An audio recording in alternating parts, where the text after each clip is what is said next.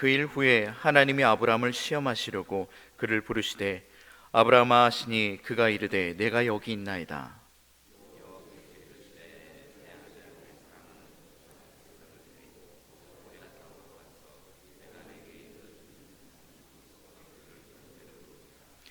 아브라함이 아침에 일찍이 일어나 나귀의 안장을 지우고 두 종과 그의 아들 이삭을 데리고 번제에 쓸 나무를 쪼개어 가지고 떠나 하나님이 자기에게 일러주신 곳으로 가더니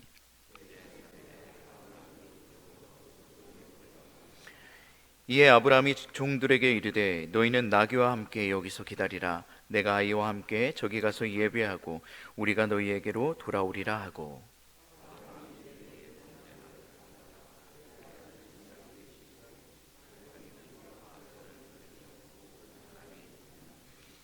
이삭이 그 아버지 아브라함에게 말하여 이르되 내 아버지여 하니 그가 이르되 내 아들아 내가 여기 있노라. 이삭이 이르되 불과 나무는 있거니와 번제할 어린 양은 어디 있나이까. 아브라함이 이르되 내 아들아 번제할 어린 양은 하나님이 자기를 위하여 친히 준비하시리라 하고 두 사람이 함께 나아가서. 아멘. 오늘은 믿음의 사람 네 번째 시간입니다. 네 번째 시간은 아브라함에 대해서 우리가 함께 좀 살펴보려고 합니다. 여러분들, 아브라함이 어떤 사람입니까? 아브라함 하면은 우리는 그냥 믿음의 조상이라고 그를 부르고 있습니다. 그런데 그의 삶의 여정을 전체적으로 우리가 살펴보았을 때 그가 정말로 믿음의 사람, 그렇게 뛰어난 사람이었을까? 라는 생각을 했을 때 정말 그렇게까지 정말 우리와는 다른 그런 사람이 아니었다라는 것을 우리가 쉽게 볼 수 있습니다. 여러분들, 아브라함은요 메소포타미아라는 곳에서 태어났습니다. 성경에 말하기를 갈대아 우르라라는 것이죠. 이 갈대아 우르라는 지역은 제가 앞서 언급했다시피 굉장히 발달된 도시입니다. 메소포타미아는 우리가 4대 문명 도시라고 말을 하죠. 고대 굉장히 발달했던 도시에서 그가 태어났다라는 것입니다. 그래서 그의 가정을 좀 살펴보니까 여호수아 24장 2절에 그의 가정을 이렇게 기록하고 있습니다. 여호수아가 모든 백성에게 이르되 이스라엘 하나님 여호와께서 이같이 말씀하시기를 옛적에 너희의 조상들 곧 아브라함의 아버지 나홀의 아버지 데라가 강 저쪽에 거주하여 다른 신들을 섬겼으나. 아멘. 아브라함의 가정이 어떤 가정이었다라고 성경은 말합니까? 다른 신을 섬기는 가정이었다라는 거예요. 이 메소포타미아 문명은요 수많은 이방 신들을 섬기는 그러한 나라 중에 하나였다라는 것이죠. 또한 그 중에 이 아브라함의 가정, 즉 아버지인 데라가 다른 신을 섬겼다라는 겁니다.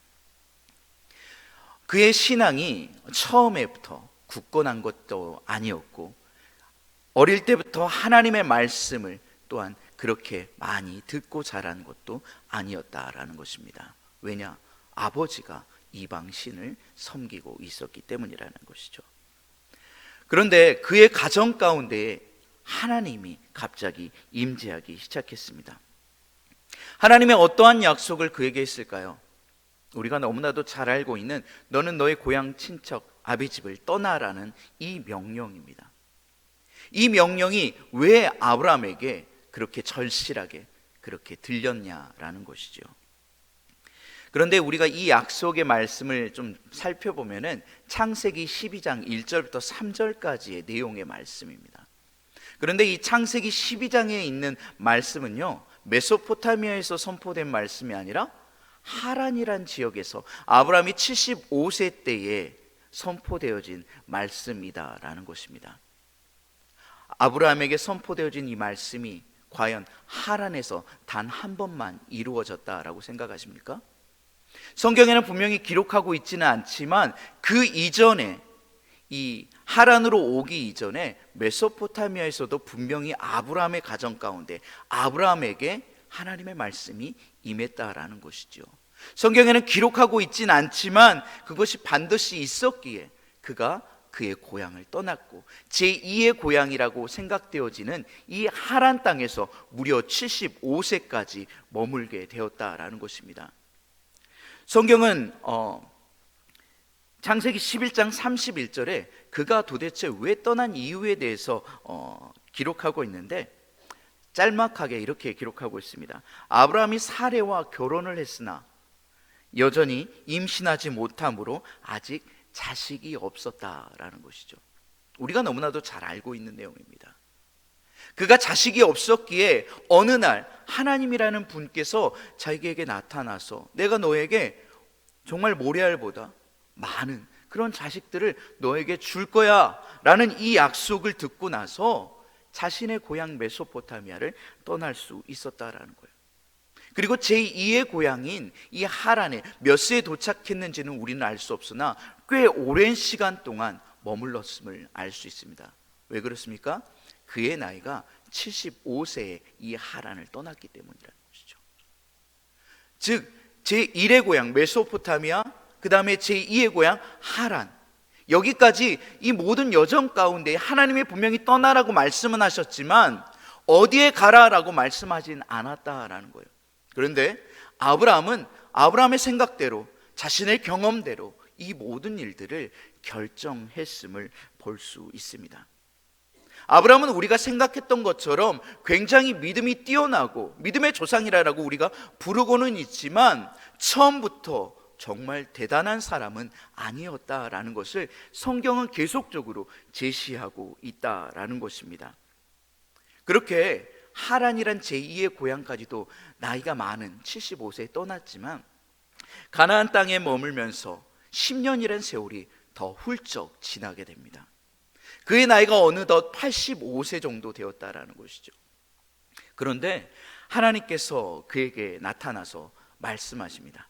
뭐라고 말씀하시냐면 15장 1절에 이렇게 말씀합니다. 이후에 여호와의 말씀이 환상 중에 아브라함에게 임하여 이르시되 아브라함아 두려워하지 말라. 나는 내 방패요 너의 지극히 큰 상급이니라. 아멘. 여러분들이 이 말씀을 우리가 많이 읽었어요. 은혜가 되십니까? 역시 믿음이 좋으세요. 아브라함보다 훨씬 더 믿음이 좋으세요. 실질적으로 이 말씀은요, 갑자기 한 10년 만에 나타나셔서 하나님께서 아브라함에게 갑자기 나는 내 방패요 지극히 큰 너의 상급이다 라고 말씀해 주시는 거예요. 이때 아브라함의 태도와 반응은 어떠했는 줄 아십니까? 15장 1절 이후에 2, 3절에 그가 이렇게 말합니다. 주 여호와여 무엇을 내게 주시려 하나이까? 나는 자식이 없사오니 나의 상속자는 다메섹 사람 엘리에셀이니라. 주께서 내게 씨를 주지 아니하므로 내 집에서 길린 자가 내 상속자가 될 것입니다. 여러분들, 방금 제가 이 아브라함의 이야기를 읽어 드렸습니다. 어떠한 마음 가운데 이 말을 하고 있는 걸까요? 하나님 도대체 언제까지 당신의 그 언약, 그 말씀을 제가 기다려야 합니까? 갑자기 나타나셔서 방패요 지극히 큰 상급이라니 이게 말이 됩니까? 나에게 도대체 무엇을 주시려고 이러십니까? 라는 거예요. 원망하고 있습니다.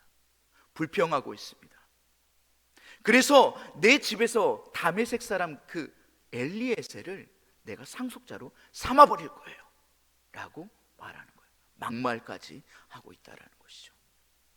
그런데 이러한 아브라함의 마음을 하나님께서 헤아리셔서 아브라함의 인정할 만큼, 아브라함이 그것을 받아들일 만큼 다 알아먹는 언약으로 다시 한번 재갱신해 주십니다. 그것이 바로 15장에 나와 있는 횃불 언약이라는 것이죠. 여러분들, 횃불 언약이 갖고 있는 의미가 무엇입니까? 횃불 언약은요, 이 짐승을 두 개로 반쪽으로 쪼개서 그 반쪽을 계약을 이행하는 사람이 서로 왔다 갔다 이렇게 하면서 이루어지는 언약을 횃불 언약이라고 말합니다. 고대 근동 사이에서 이 횃불 언약은 굉장히 유명한 언약이었어요. 이것을 지키지 아니하면 이 동물의 사체를 쪼갠 것처럼 이 계약을 이행한 사람들이 반드시 죽임을 당할 것이다, 쪼갰을 당할 것이다 라는 의미를 가지고 있어요. 그래서 이 횃불 언약을 하면은 지키겠어요? 지키지 않겠어요? 네, 지킬 수밖에 없습니다. 무조건 지키겠다라는 의미를 가지고 이 횃불 언약을 한다라는 것이죠. 아브라함이 이 동물을 준비해 왔어요. 한 절반 정도 쪼개 놓고 있습니다. 그리고 나서 나중에 하나님의 그 불이 그 가운데를 지나감으로 완전히 쪼개게 되는 것이죠. 이 언약이 바로 횃불 언약이라는 거예요. 그러면서 이 횃불 언약을 하시면서 내가 너에게 자식을 줄 거야. 하늘의 별과 같이 바다의 모래알 같이 많은 자식을 줄 거야. 한 번 더 믿어봐 라는 것이죠. 이 말씀이 끝나자마자 아브라함이 어떠한 일을 한 줄 아십니까? 네, 아브라함과 사레가요, 하나님께서 약속했으니까 좀 더 힘써봐야지 라는 생각을 분명히 가졌을 수도 있겠지만 자신들은 끝이다 라고 생각을 했어요. 그래서 애굽에서 데려온 여종 하갈을 들여보냅니다. 아브라함은 그것을 흔쾌히 받아들이는 것이죠. 그래서 낳은 아들이 이스마엘이라는 것이죠. 그래서 15장 바로 다음에 나오는 인물이 16장 이스마엘이라는 것입니다. 자신의 생각, 자신의 뜻, 자신의 방법, 이 모든 것을 다 사용해 본 사람이 누구냐라는 것이죠. 아브라함이라는 거예요. 아브라함은요, 믿음이 처음부터 견고하지는 않았다라는 거예요. 그런데 그 여정 가운데에 하나님께서 인도하심으로 말미암아 그의 믿음이 조금씩 굳건해지고 있음을 보여준다라는 것입니다. 마지막에 오늘 본문인 이 22장, 하나님의 마지막 시험이 있습니다. 우리 22장 1절 다시 한번 읽어보도록 하겠습니다. 함께 읽겠습니다. 그 일 후에 하나님이 아브라함을 시험하시려고 그를 부르시되 아브라함아 하시니 그가 이르되 내가 여기 있나이다. 아멘. 네, 하나님의 시험이 있다라는 것이죠. 성경에는 시험이란 단어가 자주 등장합니다. 그런데 영어로는 하나님께서 하시는 시험은요, 테스트라라고 말합니다. 그리고 사단의 시험은요, 템테이션이라는 거죠. 유혹이라는 것입니다. 우리가 이 하나님의 테스트를 통과한 아브라함, 이것으로 말미암아 하나님께서 그를 의롭다 여겨주신다라는 것이죠. 갑자기 이 마지막 이 시험은요, 정말 감당하기 어려운 시험이에요. 왜 그렇습니까? 자신의 아들을 바치라라는 거예요. 여러분들 이 말씀을 들으면서, 이 말씀을 읽으면서 무슨 생각을 하셨습니까? 하나님께서 아들을 바치라고? 이게 과연 말이 되는 거야? 라고 생각하지 않으셨습니까? 그런데 고대 근동에는 많은 신들에게 자신의 자식을 바치는 것이 비일비재하게 일어난 일이었다라는 것이죠. 그래서 하나님이라는 신이 자신에게 와서요, 이 아들을 바치라 라고 말하는 것이 그렇게 놀랄 만한 일은 아니다라는 거예요. 그런데 아브라함이 힘들고 어려웠던 이유는 무엇입니까? 고생 끝에 난 자식이라는 것이죠. 하나님이 언약의 자식이라고 말씀하신 이 녀석을 다시 달라라고 말하는 거예요. 얼마나 마음이 아팠을까요? 얼마나 힘들었을까요? 이 말씀을 듣고 나서 밤새 잠도 이루지 못했을 것입니다. 그래서 성경은 바로 그 다음 날 뭐라고 합니까? 새벽 일찍, 아침 일찍 나귀의 안장을 지우고 두 종과 함께 길을 떠났다라고 말합니다. 그곳에서 하나님의 말씀을 행하려고 떠났다라는 거예요. 무려 3일 길을 거쳐서. 여러분들, 이 3일의 여정이 얼마나 아브라함에게 고통스러운 시간이었을까요? 힘든 시간이었을까요? 그럼에도 불구하고 하나님을 어떻게든 이해해 보려고, 어떻게든 또한 자신의 그 믿음과 신앙 가운데에 그걸 다시 한번 재정립하는 그런 귀한 시간들이 되었을 것입니다. 그래서 그곳에 어느 정도 도착해서 이렇게 말합니다. 5절의 말씀인데요, 5절의 말씀 두 종에게 하는 말입니다. 함께 읽겠습니다. 이에 아브라함이 종들에게 이르되 너희는 나귀와 함께 여기서 기다리라. 내가 아이와 함께 저기 가서 예배하고 우리가 너희에게로 돌아오리라 하고. 아멘. 아브라함이 뭐라고 두 종에게 말합니까? 네, 우리가 다시 하나님께 예배를 드리고 와서 너희에게 다시 돌아올 거야. 우리가 라는 단어를 썼어요. 우리가. 내가 라는 것이 아니죠. 나 혼자 돌아온다는 것이 아니라 우리가, 즉 아브라함과 이삭이 함께 돌아올 것을 미리 선포하고 있다라는 것입니다. 아브라함의 믿음 가운데에는요, 어떠한 믿음이 있었냐면, 당신께서 나에게 허락하신 이 아들을 당신이 달라고 하시면 네, 드리겠습니다. 그리고 죽이신다면 다시 살리시겠다라는 그 믿음이 아브라함 가운데 있었다라는 거예요. 여러분들, 부활 신앙은요, 신약에만 있는 것이 아닙니다. 오늘 이 아브라함과 이삭을 드리는 이 번제를 통해서 아브라함의 부활의 믿음의 신앙이 드러나고 있다라는 것을 여러분들 꼭 기억하길 간절히 원합니다.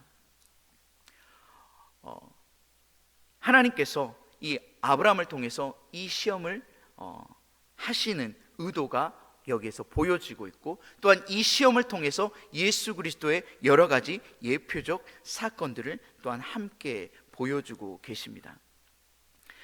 그런데 이 모리아산을 함께 올라가는 이삭의 마음은 또 어떠했을까요? 여러분들, 이삭은요, 궁금했습니다. 너무너무 궁금했어요. 아버지와 한두 번 예배를 드려본 것이 아니에요. 모리아산을 가는데 이 제물이 없이 예배를 드린다라는 것은 자신의 상식으로는 이해가 가지 않았다라는 것이죠. 그래서 아버지께 묻습니다. 7절입니다. 이삭이 그 아버지 아브라함에게 말하여 이르되 내 아버지야 하니 그가 이르되 내 아들아 내가 여기 있노라. 이삭이 이르되 불과 나무는 있거니와 번제할 어린 양은 어디 있나이까. 그러자 8절에 이렇게 말합니다. 내 아들아 번제할 어린 양은 하나님이 자기를 위하여 친히 준비하시리라 하고 두 사람이 함께 나갔다라는 것이죠. 하나님께서 자기를 위하여 친히 준비하시리라, 이것은 무엇을 말씀하고 있습니까? 앞으로 되어질 이 모든 일에 하나님의 온전한 뜻이 있을 거야, 그리고 선한 하나님의 방법이 있을 거야 라고 아브라함이 믿고 나아가게 되었다라는 것입니다. 아브라함의 여정은요, 참으로 힘든 여정이었고 어려운 여정이었어요. 그런데 그 연약했던 믿음이 조금씩 강성해지고 오늘 마지막 이 테스트에서 빛을 발하고 있습니다. 히브리서 11장 19절에 이 아브라함의 믿음, 자신의 자식을 바친 이 믿음을 이렇게 기록하고 있습니다.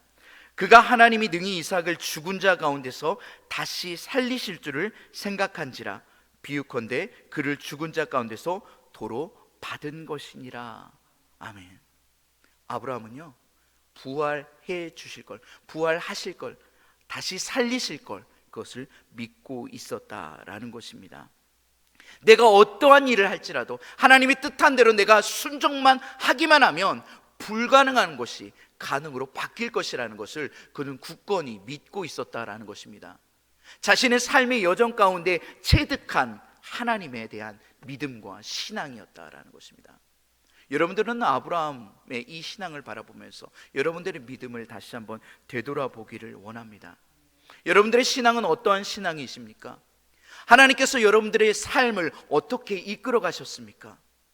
불가능한 것을 가능케 하신 하나님을 경험하셨습니까? 그러면 앞으로도 우리에게 벌어질 모든 불가능한 일일 것 같은 이 모든 일들이 하나님께서 선하게 바꾸어 일하고 계실 것이라는 것을 믿음으로 나아가시기를 간절히 원합니다. 이삭은요, 매우 건장했음을 성경에서 기록하고 있어요. 여러분들, 모리아산이라는 이 산을 올라가는데 나무짐 그리고 이 모든 것들을 누구에게 맡겼다라고 성경 기록하고 있죠? 이삭에게 맡겼다라는 거예요. 아버지는 이미 100세가 훨씬 넘어버렸어요. 한 117세, 120세 거의 이 정도 가까이 되어 있는 정말 노인이라는 거예요. 이삭은요, 나무 짐을 메고요, 이 모리아산 정상까지 올라갈 만큼 건장했다라는 겁니다. 그런데 이 올라가서 하나님께 제단을 쌓고 이삭을 순식간에 제압해버리고 그를 이 제단 위에 올릴 수 있을 거라 생각하십니까? 결코 불가능하다는 거예요. 이 안에는요, 이삭의 순종이 함께 있다라는 것입니다. 아버지가 믿은 그 하나님을 아들인 이삭 역시도 함께 신뢰하며 믿었다라는 거예요. 하나님께서 준비하실 거야, 하나님께서 모든 것을 하실 거야 라는 이 말에 자신을 갑자기 묶으려는 아버지가 이해가 되어지진 않지만, 자신이 힘이 훨씬 세서 이것을 벗어날 수도 있지만 벗어나지 아니하고 그대로 이 죽음을 맞이하고자 하는 이삭의 순종이 없이는 오늘 이 스토리가 만들어지지 않는다라는 것입니다. 이것이 바로 오늘 우리에게 보여주신 예수 그리스도의 예표적 사건이라는 거예요. 능력이 있으시고 권능이 있으시고 힘이 있으신 예수 그리스도, 그 예수 그리스도께서 오늘 우리를 위하여 화목제물로 친히 제물 되셨다라는 것이죠. 그 제물이 되시까지 끝까지 순종하셨다라는 거예요. 죽기까지 순종하는 이 이삭의 믿음이 예수 그리스도를 예표하고 있다라는 것입니다. 아브라함의 믿음, 오늘 그 믿음은요, 순종의 믿음이었습니다.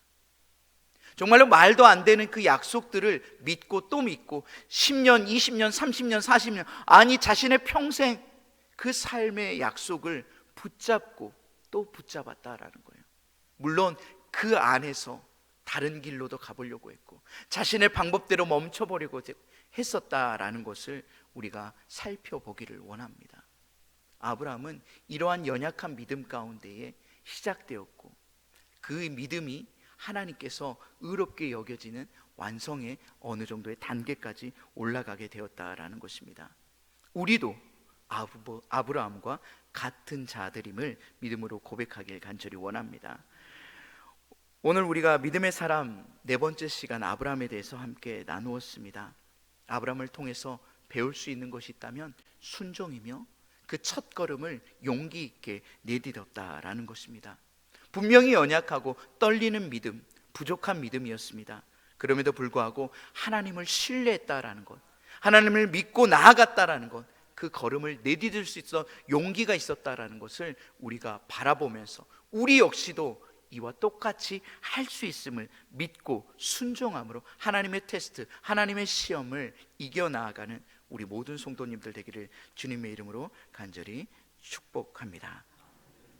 기도하시겠습니다. 사랑의 하나님 아버지, 참 감사합니다. 오늘 또 하나님의 말씀을 들었습니다. 믿음의 사람 아브라함, 그의 시작은 연약하였습니다. 우상의 집안 가운데서 태어나서 하나님을 알게 되었고 하나님의 음성을 듣고 하나님을 신뢰하며 그 첫걸음을 내딛었던 연약한 자였습니다. 우리 역시 부족하지만 하나님의 그 부름에 순종하여 연약한 믿음 가운데 그 시작을 시작하였사오니 하나님 끝까지 완주할 수 있도록 하나님 강한 손으로 붙들어 주옵소서. 믿음의 사람들을 매일 새벽 가운데 우리가 살펴보고 있습니다. 믿음의 선배들을 바라보면서 그들이 어떻게 하나님과 동행하였으며 하나님을 그 삶 가운데 믿음으로 어떻게 나타냈는지를 우리가 살펴보며 우리도 도전받고 이대로 따라가는 하나님의 귀한 백성들 될 수 있도록 하나님 인도하여 주옵소서. 오늘도 순종하는 마음으로 하나님 이 새벽 제단을 쌓고자 나왔습니다. 하나님 그들의 기도, 그들의 간절한 부르짖음을 들어 주옵소서. 감사 영광 돌리며 예수 그리스도 이름으로 기도드립니다. 아멘.